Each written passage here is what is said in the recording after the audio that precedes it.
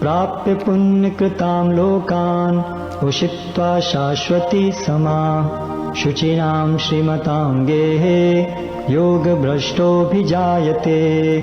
चूंकि अर्जुन ने भगवान कृष्ण पर ट्रस्ट किया है, विश्वास किया है, गुरु के रूप माना और साक्षात परमपिता परमेश्वर इस रूप में मान लिया उनको कि मैं अगर योग करता हूं, कोई भी योग जीवात्मा का प्रश्न है, व्यक्ति विशेष का प्रश्न है, ध्यान रखिएगा। अपने परमपिता परमेश्वर आराध्य गुरु इष्ट से जीवात्मा का प्रश्न है कि मैं जब योग करूंगा, ध्यान करूंगा, जप करूंगा,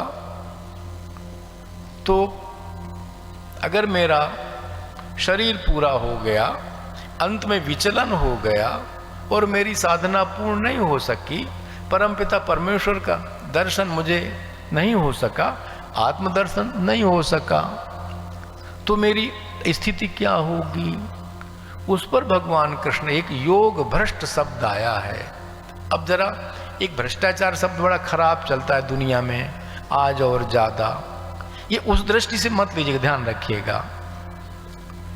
योग भ्रष्ट का मतलब इतना लेना चाहिए कि हम बद्रीनाथ की यात्रा पर निकले थे या केदारनाथ धाम भगवान शिव की यात्रा पर निकले थे, शाम हो गई, देवप्रयाग में सो गए, शाम हो गई, रात हो गई, परिस्थिति ऐसी आ गई। आजकल पहाड़ में देखते हैं, रोज पढ़ते हैं, देखते हैं अखबारों में, भूस्खलन हो जाता, रास्ते बंद हो गए किसी कारण से, तो हम सो गए।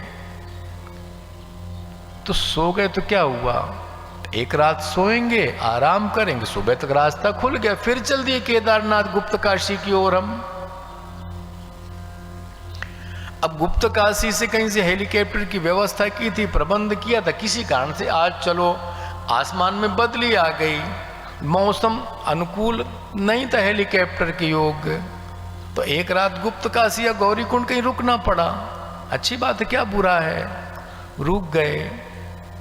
यही योग भ्रष्ट, इतना ही अर्थ लीजिएगा इसको कि जिसने साधना जितनी की है, जितनी कर ली है, अंत समय विचलन हो गया, ठीक है,